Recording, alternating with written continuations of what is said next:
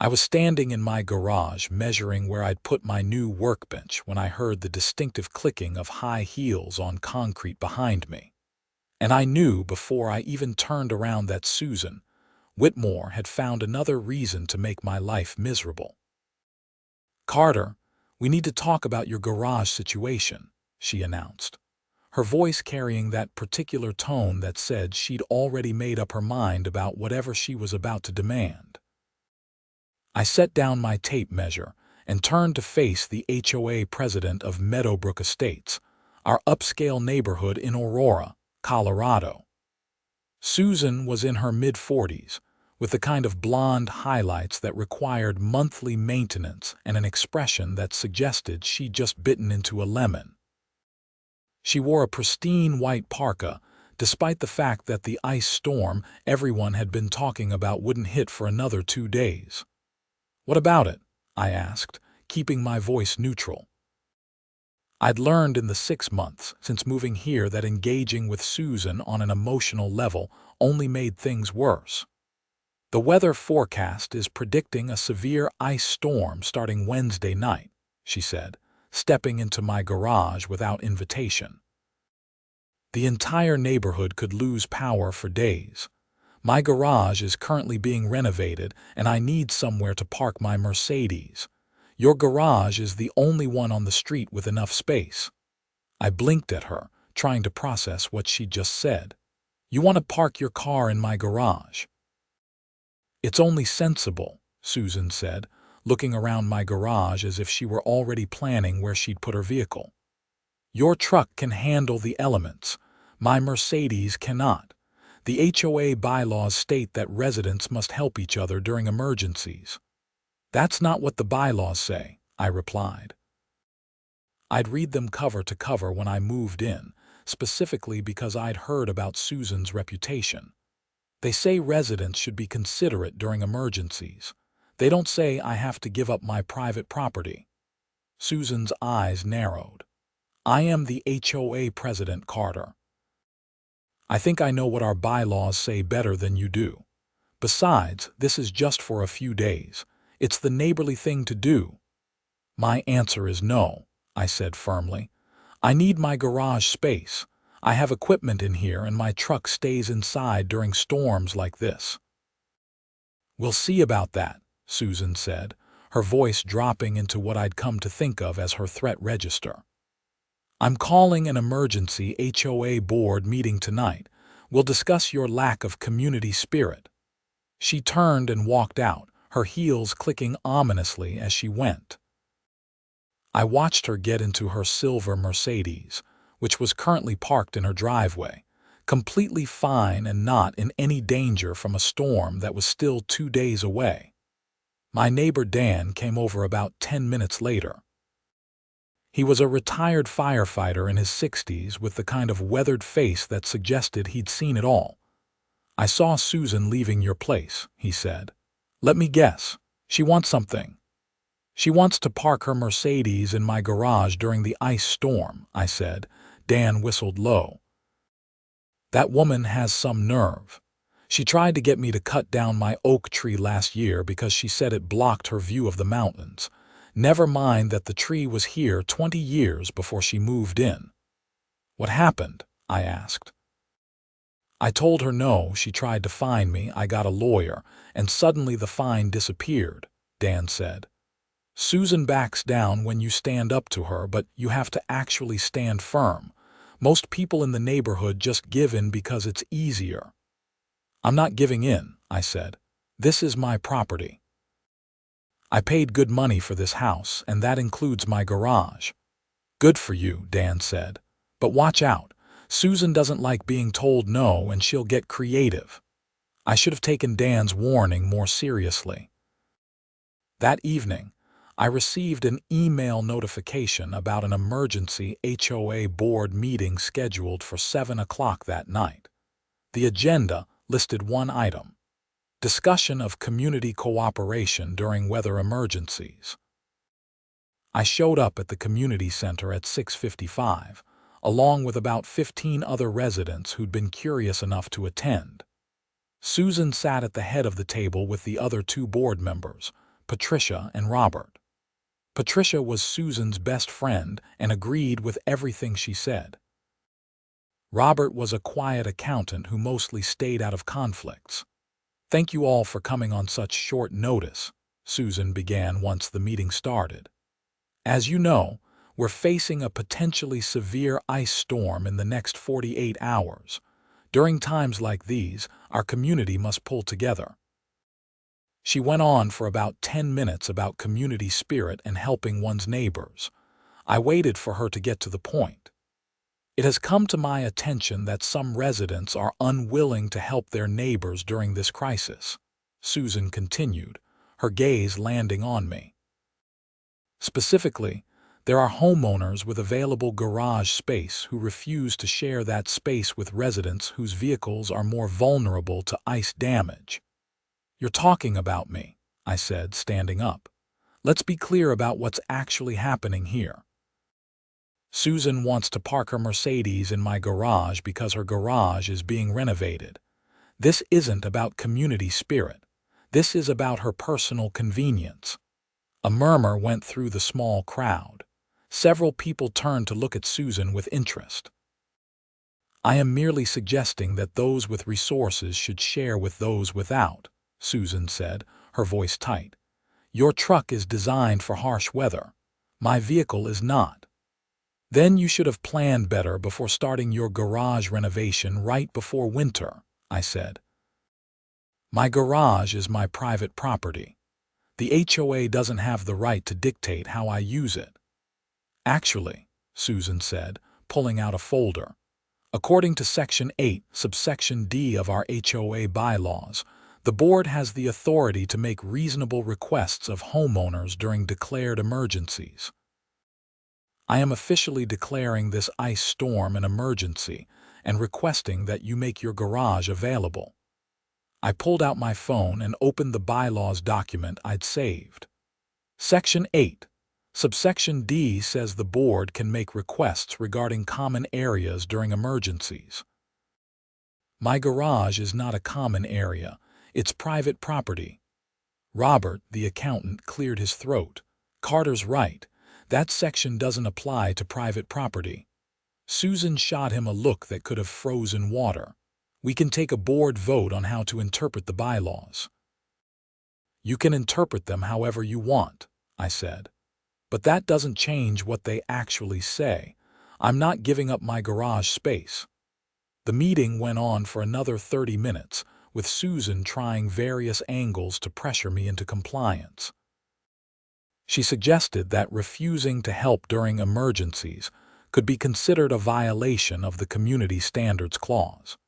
She hinted that she might need to inspect my garage for code violations. She even suggested that my property values would suffer if I was seen as uncooperative. I stood my ground on every point. Finally, the meeting ended with nothing resolved except that Susan was clearly furious with me. "This isn't over," she said as I left. "Yeah, I figured," I replied. The next day was Tuesday, and the ice storm was now predicted to hit Tuesday night instead of Wednesday, intensifying faster than originally forecast. The news channels were full of warnings about staying off the roads and preparing for possible power outages. I spent the morning making sure I had everything I needed: a generator, extra fuel, plenty of food, flashlights, batteries, and a full tank of gas in my truck. Around noon, I headed out to my garage to move some boxes around and make sure my truck would fit comfortably when I parked it that evening. That's when I noticed the new padlock on my garage door. I stared at it for a long moment, trying to understand what I was seeing. My garage door had my lock on it, but there was now a second padlock securing it closed, right next to mine.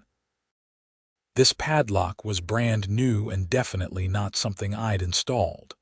I tried opening my door and found that, even with my lock removed, the second padlock prevented the door from opening.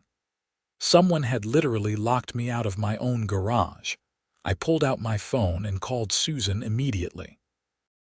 She answered on the third ring. "Susan, there's a padlock on my garage that I didn't put there," I said. "Do you know anything about that?" "Oh, yes," she said, her voice saccharine sweet. "The HOA had to secure your garage for community use during the emergency. We'll provide you with a key once you've agreed to share the space appropriately." "You locked me out of my own garage," I said, my voice rising despite my best efforts to stay calm. "That's illegal, Susan. You can't just lock someone out of their property." "The HOA has certain emergency powers," Susan said. "This is for the good of the community. Once you agree to let me park my Mercedes inside, I'll have the lock removed." "Remove it now, or I'm calling the police," I said. "Go ahead," Susan said. "I'm sure they'll understand that we're just trying to protect valuable community property during a crisis."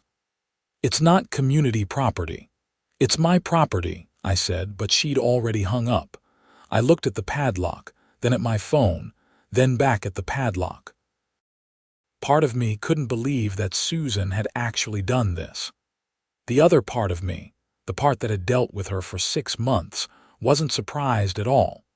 I called the Aurora Police Department non-emergency line and explained the situation. The dispatcher told me an officer would be out within the hour. Officer Martinez arrived about 45 minutes later. He was in his 30s, with a professional demeanor and a notebook that he consulted as I explained what had happened. "So your HOA president put a lock on your garage without your permission?" he asked. "That's right," I said.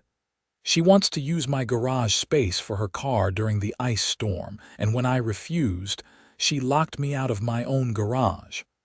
Officer Martinez walked over to examine the lock. "This is your property." "Yes, I own this house and everything on it, including the garage." "And you didn't give her permission to put this lock here?" "Absolutely not." Officer Martinez made some notes. "Do you know where Miss Whitmore is right now?" "Probably at her house," I said, pointing 3 houses down. "The big one with the circular driveway." "Wait here," Officer Martinez said. I watched as he walked down to Susan's house and rang the doorbell. Susan answered, and I was too far away to hear what they said, but I saw her gesture animatedly and point toward my house. The conversation lasted about 5 minutes before Officer Martinez walked back. "Miss Whitmore says she has the authority to secure HOA property during emergencies," he said. "It's not HOA property," I said. "It's my property. I have the deed to prove it." "Can I see that?" Officer Martinez asked. I went inside and got my deed and property survey, both of which clearly showed that my garage was part of my private property, not any common area. Officer Martinez reviewed them carefully. "These are pretty clear," he said. "Your garage is definitely your property. Miss Whitmore doesn't have the right to lock it without your permission, HOA or not." "So what happens now?" I asked. "I'm going to go talk to her again," he said. "If she doesn't remove the lock, she could be charged with unlawful restraint of property." This time, I watched as Officer Martinez had a longer conversation with Susan. Her body language went from confident to defensive to angry in the space of about 3 minutes. Finally, she went into her house and came back out with a key. Officer Martinez and Susan both walked back to my garage. Susan's face was red, whether from anger or embarrassment I couldn't tell. "Miss Whitmore has agreed to remove the lock," Officer Martinez said. Susan unlocked the padlock and handed me the key without saying a word. Her hands were shaking slightly, and her jaw was clenched so tight I thought her teeth might crack. "If anything like this happens again," Officer Martinez said, looking directly at Susan, "you'll be charged.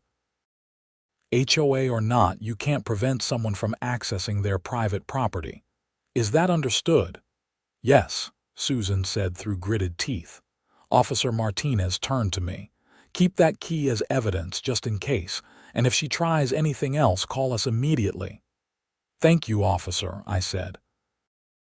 After Officer Martinez left, Susan finally looked at me. "You didn't have to call the police." "You locked me out of my garage," I said. "What did you expect me to do?" "I'm trying to protect my vehicle during an emergency," Susan said. "Is that so wrong?" "It is when you break the law to do it," I said. "Look, Susan, I understand you're worried about your car, but you can't just take what you want from other people. That's not how this works." "The HOA rules say we have to help each other," Susan insisted. "Help, yes. Force, no," I said. "There's a difference." Susan grabbed her padlock and walked back to her house without another word. I watched her go, then went into my garage to make sure everything was okay. Nothing seemed disturbed, which was at least something. Dan came over about 20 minutes later. "Did I just see a cop at Susan's house?" he asked. I explained what had happened. Dan's eyes got wider with each detail. "She actually locked your garage," he said. "That's insane. Even for Susan, that's insane." "Tell me about it," I said. "Watch yourself tonight," Dan said. "The storm's coming in and Susan's going to be desperate. I wouldn't put it past her to try something else." I thought Dan was being paranoid, but I decided to play it safe. I parked my truck in the garage and set up a battery-powered motion detector camera I'd bought for a camping trip, pointing it at my garage door. If anyone tried to get in, I'd have it on video. The ice storm hit around 10 that evening. The temperature had been dropping all day, and when the freezing rain started, it came down hard. Within an hour, everything outside was coated in a layer of ice that just kept getting thicker. I was watching the news coverage, which showed traffic accidents and power outages spreading across the metro area, when my phone buzzed with a motion alert from my camera. I pulled up the video feed and saw Susan standing outside my garage door, trying to open it. She was wearing a heavy coat and using a flashlight to examine the lock. As I watched, she pulled something out of her pocket and started working on the lock itself. It took me a moment to realize she was trying to pick it. I grabbed my phone and headed for the garage. By the time I got there, Susan had the door partially open. She jumped when she saw me. "What are you doing?" I demanded. "My power went out," Susan said. The lie was obvious because I could see lights on in her house from here. "I need somewhere safe to put my car." "By breaking into my garage." I said, "Susan, this is breaking and entering. This is a crime." "Don't be dramatic," Susan said. "I'm just trying to protect my property." "By illegally entering mine," I said. I held up my phone. "I have you on video trying to break in. Leave now or I'm calling the police again." "They won't come out in this weather for something so trivial," Susan said, but she stepped away from the door. "Want to test that theory?" I asked. Susan stared at me for a long moment, and for the first time I saw uncertainty in her eyes. Then she turned and walked back toward her house, slipping slightly on the ice. I closed the garage door and made sure it was locked, then went back inside and called the non-emergency line again. This time I got a different dispatcher, and I explained that my HOA president had just attempted to break into my garage. "We have units responding to emergencies right now," the dispatcher said. "Can this wait until morning?" "She's already tried twice to access my property illegally," I said. "I have video evidence of her trying to pick my lock. I'm worried she'll try again." "I'll send someone when available," the dispatcher said. "It might be a few hours." I stayed up watching the camera feed, but Susan didn't return. The ice kept falling, and by midnight, the layer on everything outside was at least 2 inches thick. Trees were bending under the weight, and I could hear occasional cracks as branches broke. Around 2 in the morning, my power went out. The house went dark except for my phone screen.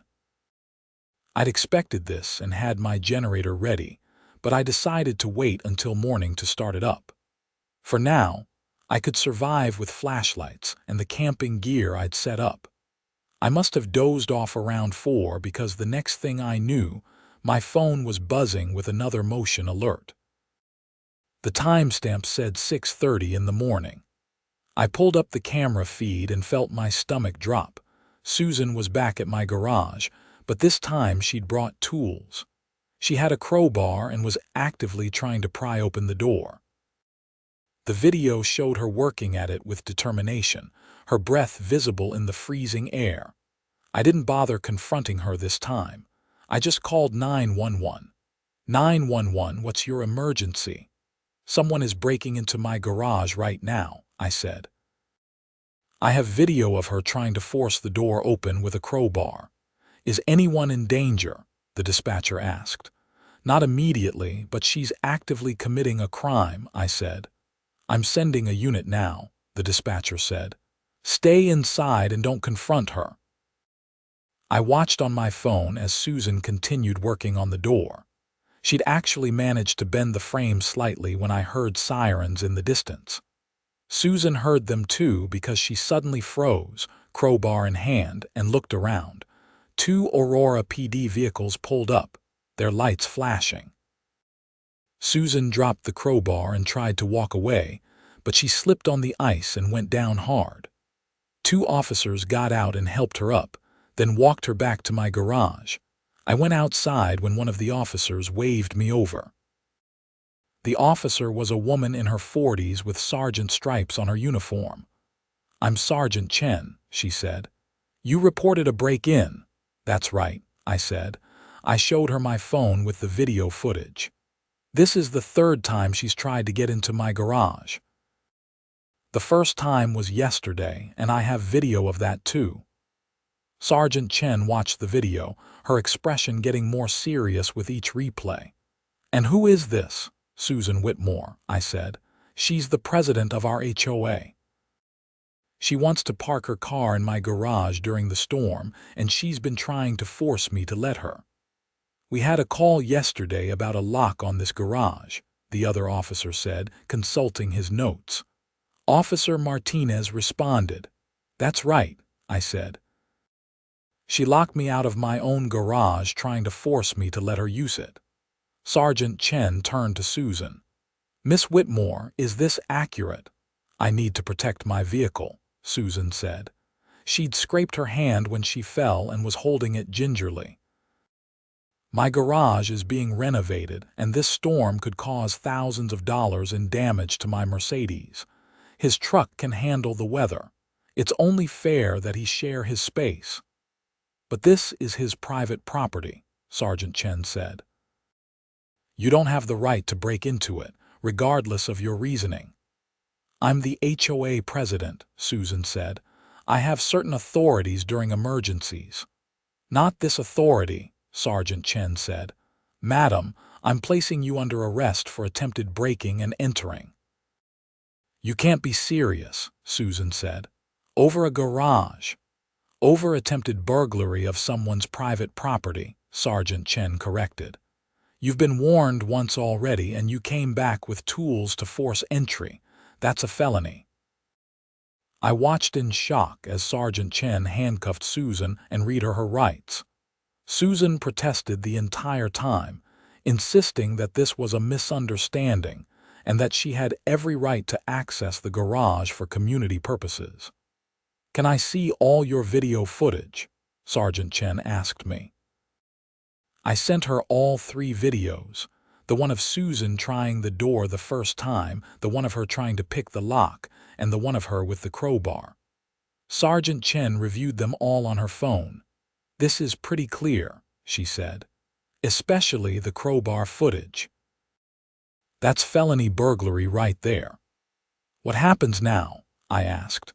We'll take her in for processing, Sergeant Chen said. You'll need to come down to the station later today or tomorrow to give a formal statement.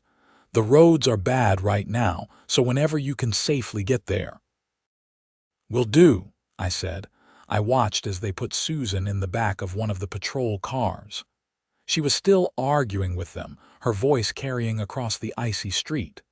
Several neighbors had come out to watch, including Dan, who gave me a thumbs up. The second officer came over to me.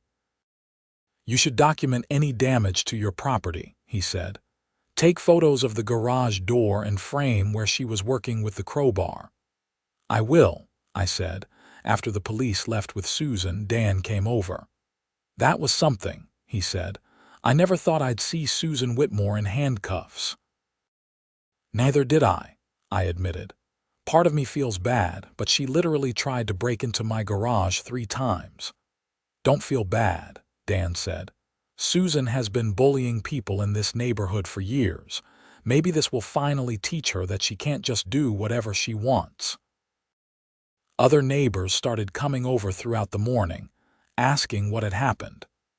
The story spread quickly through the neighborhood text chain, and my phone kept buzzing with messages from people I barely knew. Most of the messages were supportive. Apparently, Susan had made herself unpopular with a lot of people over the years.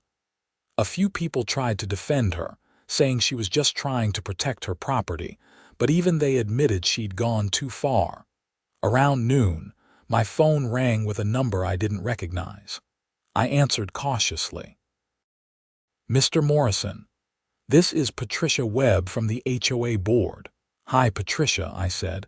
"I just heard about Susan," Patricia said. "Is it true she was arrested?" "Yes," I said. "She tried to break into my garage with a crowbar." There was a long pause. I had no idea things had gotten that bad. "Susan told me she was just trying to find a solution for her garage situation." "The solution was not breaking into my property," I said. "Of course not," Patricia said quickly. "Look, the board is having an emergency meeting this afternoon to discuss the situation. We wanted to let you know that the HOA does not condone Susan's actions in any way." "Good to know," I said. "And we wanted to apologize," Patricia continued. "Susan told us that you'd agreed to share your garage space and were just being difficult about the logistics. We had no idea she was harassing you like this." "She told you I agreed," I said. "That's completely false." "We realize that now," Patricia said. "Robert and I are voting to remove Susan from the board effective immediately. We'll be appointing an interim president until we can hold proper elections." "That seems appropriate," I said. The power came back on around 2 that afternoon. I started going through my house making sure everything had survived the outage when there was a knock at my door. I opened it to find a man in his 50s wearing a suit and carrying a briefcase.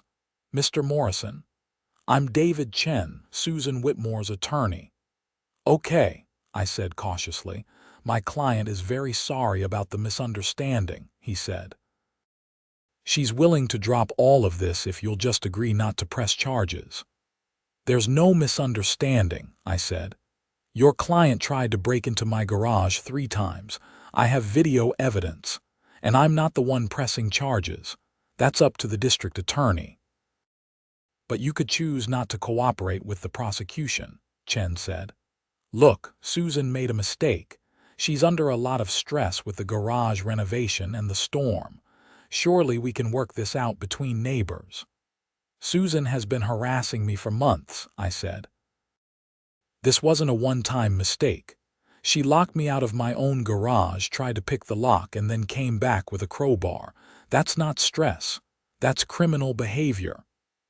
"She's willing to pay for any damages," Chen offered. "There are damages," I said, thinking of the bent garage door frame. "But that doesn't change what she did. She needs to face the consequences of her actions." Chen looked at me for a long moment. "You realize this could get complicated. HOA disputes often escalate in ways that hurt everyone." "Susan escalated it when she broke the law," I said. "I'm not backing down because she's threatening more trouble." Chen left after that, and I immediately called Sergeant Chen to let her know about the visit. She didn't sound surprised. "Defense attorneys sometimes try to pressure victims," she said. "Don't let it get to you. The case against Miss Whitmore is solid. We have her on video attempting burglary with tools. That's not something that just goes away. The next day, the roads were still icy but passable if you were careful. I drove to the police station to give my formal statement. The process took about 2 hours, going through everything that had happened from Susan's initial demand to the attempted break-in with the crowbar. "This is very thorough," the detective taking my statement said. "With the video evidence and your testimony, the DA should have an easy case." "What's likely to happen?" I asked. "Depends on Miss Whitmore's record and how the DA wants to proceed," the detective said. "First-time offender, she might get a plea deal for lesser charges, but the attempted burglary with tools charge is serious. She could be looking at anything from probation to jail time."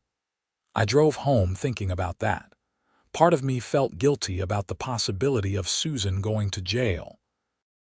But another part of me remembered her smug expression when she thought she could just take what she wanted because she was the HOA president. The story made the local news that evening. I was washing dishes when my phone started buzzing with texts from friends who'd seen it. The news didn't use names, but they reported that an HOA president in Aurora had been arrested for attempting to break into a homeowner's garage during the ice storm. The next few days were relatively quiet. The ice melted, power was restored to the whole area, and life started getting back to normal. Susan made bail and was released, but according to the neighborhood gossip, she was keeping a very low profile. The HOA officially voted to remove Susan from the board on Monday. Patricia sent out an email explaining that Susan's actions did not represent the HOA's values and that they were committed to respecting all homeowners' property rights. About a week after Susan's arrest, I received a letter from her attorney. It was a formal offer to settle, with Susan agreeing to pay $2,000 for the damage to my garage door frame and to resign permanently from the HOA board. In exchange, they wanted me to provide a statement to the DA requesting leniency. I thought about it for a day, then called a lawyer friend for advice. "You should know that the DA doesn't have to honor your request for leniency," my friend said. "They might proceed with charges anyway, but it could help if Susan is showing remorse and trying to make amends." "Is $2,000 reasonable for the damage?" I asked. "Get an estimate from a contractor first," my friend advised. I called a garage door company and they came out to assess the damage. The bent frame needed to be replaced, and there was some damage to the door itself from where Susan had been prying at it. The estimate came back at $1,800. I called Susan's attorney back. "I'll agree to the settlement on 3 conditions. First, she pays the actual repair cost plus an additional $500 for my time and trouble. Second, she resigns not just from the board but from the HOA entirely, meaning she can't participate in meetings or votes. Third, she provides a written apology that will be shared with the neighborhood." There was a pause. "I'll discuss it with my client." Susan agreed to the terms 2 days later. The check came by courier, along with a letter that I could tell had been written by her attorney rather than Susan herself. It was formal and cold, acknowledging her poor judgment and regrettable actions without really taking responsibility. I forwarded the letter to the DA's office along with a statement saying that Susan had paid for the damages, and I was satisfied with the civil resolution, but that I would cooperate fully with whatever criminal proceedings they deemed necessary. The criminal case moved slowly. Susan was charged with attempted burglary in the 2nd degree, a Class 4 felony in Colorado. Her attorney pushed for a plea deal, arguing that Susan had no criminal record and had already paid restitution. I had to testify at a hearing in March. It was a cold day, and the courthouse in Arapahoe County was busy with people coming and going. I sat in the waiting area outside the courtroom until I was called. The prosecutor, an assistant DA named Jennifer Walsh, went over my testimony with me beforehand. "Just tell the truth about what happened," she said.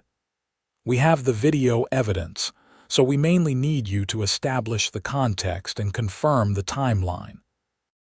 When I took the stand, I walked through the whole story again. Susan's initial demand, the lock on my garage, the attempted lock picking, and finally the crowbar incident. Susan's attorney tried to make it seem like a simple neighbor dispute that had gotten out of hand. "Isn't it true that, Miss Whitmore was facing an emergency situation with her garage under renovation?" he asked. "Her garage was under renovation because she chose to renovate it," I said. "That doesn't give her the right to break into my property." "But from her perspective, you had space you weren't using, and she had a genuine need." "That's not how property rights work," I said. "I don't get to break into someone's house just because I need something they have." The judge seemed to agree with me. After hearing all the testimony and reviewing the video evidence, she denied the defense's motion to dismiss. The case was scheduled for trial in May. However, in late April, Susan's attorney reached out to the DA's office with a new plea offer. Susan would plead guilty to criminal trespass and attempted criminal mischief, both misdemeanors, in exchange for the felony burglary charge being dropped. She would receive 2 years of probation, 200 hours of community service, and mandatory anger management counseling. The DA called me to discuss the offer. "What do you think?" Walsh asked. "Will she have a criminal record?" I asked. "Yes, the misdemeanors will be on her record," Walsh said. "And if she violates probation, she could still face jail time." "Then I think it's fair," I said. "I never wanted her to go to prison. I just wanted her to face consequences for what she did." Susan accepted the plea deal in early May. I attended the hearing where she formally pleaded guilty. She stood before the judge looking pale and drawn, nothing like the confident HOA president who demanded my garage space 6 months earlier. The judge accepted the plea and imposed the sentence: 2 years of probation, 200 hours of community service, anger management counseling, and a permanent restraining order preventing her from coming within 50 feet of my property. "Miss Whitmore," the judge said, "you held a position of authority in your community, and you abused that authority in a serious way. You attempted to deprive someone of their property rights through intimidation and ultimately through criminal action. I want you to understand that being an HOA president does not give you special rights. In fact, it means you should be held to a higher standard. I hope you use this probation period to reflect on your actions and to learn better ways of resolving conflicts." Susan nodded, her eyes red. "Yes, Your Honor." After the hearing, I walked out of the courthouse feeling like a weight had been lifted. It was finally over. Susan put her house up for sale 2 weeks later. According to Dan, she couldn't handle the shame of staying in the neighborhood after everything that had happened. Most of the neighbors were supportive of me, but a few of Susan's friends blamed me for ruining her life over a garage. I ran into Patricia at the grocery store in June. She'd been elected as the new permanent HOA president, running on a platform of respect and reasonable governance. "How are things going?" I asked. "Much better," Patricia said. "We've actually revised the bylaws to make it clearer what the HOA can and cannot do regarding private property. We're also implementing a new dispute resolution process, so hopefully conflicts don't escalate the way this one did." "That sounds good," I said. "I know some people in the neighborhood still think you went too far by pressing charges," Patricia said carefully. "But I want you to know that I think you did the right thing. Susan needed to learn that she couldn't just bully people into doing what she wanted." "Thanks," I said. "I appreciate that." Susan's house sold in August to a young family with 2 kids. They seemed nice, and the husband mentioned to me that they'd heard about the HOA drama and were relieved that the troublesome president was gone. Life in Meadowbrook Estates settled into a comfortable rhythm.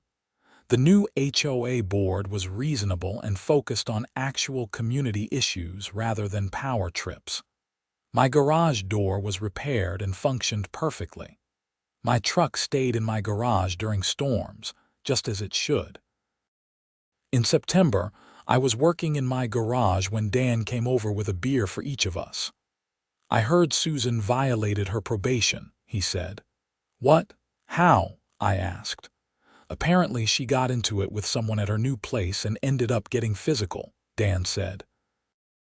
"The anger management classes weren't working, I guess. She has to serve 90 days in jail now." I shook my head. "That's unfortunate, but not surprising. Susan never seemed to think the rules applied to her." "The funny thing is," Dan said, "her Mercedes got damaged anyway.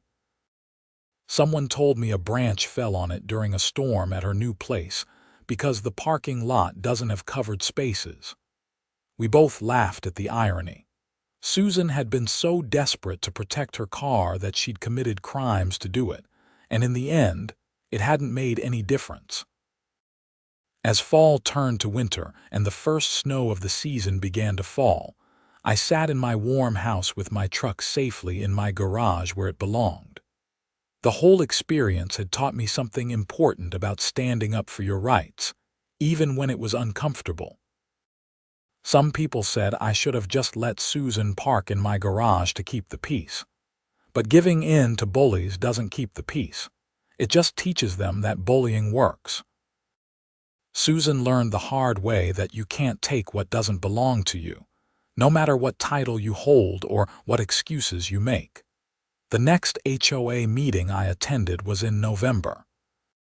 Patricia ran it efficiently, covering actual important topics like snow removal for common areas and planning for the holiday decorating contest. There was no drama, no power plays, no one trying to force anyone else to do anything unreasonable. After the meeting, several neighbors came up to thank me for standing up to Susan. One woman, elderly Mrs. Chen from the end of the street, took my hand in both of hers. "Susan tried to fine me $500 last year because my grass was half an inch too long according to her," Mrs. Chen said. "She made my life miserable for months. Thank you for finally showing her that she couldn't just do whatever she wanted." I learned that Susan had left a trail of similar incidents throughout the neighborhood. Unreasonable fines, threats, intimidation, all wielded from her position as HOA president. Several people had almost moved because of her. The neighborhood was genuinely better off without her. In December, I hosted a small holiday party for some of the neighbors. Dan came, along with Patricia and Robert from the HOA board and several other people from the street. We stood in my garage, which I decorated with lights and set up with a heater, and toasted to a better year ahead. "To standing up for yourself," Dan said, raising his glass. "To reasonable HOA boards," Patricia added. "To garages that actually belong to the people who own them," I said, and everyone laughed. Looking back on the whole experience, I wouldn't change anything I did. Yes, it was stressful. Yes, it took time and energy and resulted in someone getting a criminal record. But it was the right thing to do. Property rights matter, and so does standing up to people who think they are above the rules. My garage remained my own, my truck stayed warm and dry through the winter storms, and I slept well knowing I'd done what was necessary to protect my home and my rights. Susan's Mercedes probably weathered the winter just fine wherever she ended up, but that was her problem to solve, not mine. The ice storm that started everything became just another winter memory, but the lesson it taught stayed with me. Sometimes you have to draw a line and refuse to back down, even when it's easier to give in. especially when it's easier to give in, because that's when standing firm matters most. And my garage, it's still full of my stuff. My truck parks there every night, and no one has tried to take it from me since. That's exactly how it should be.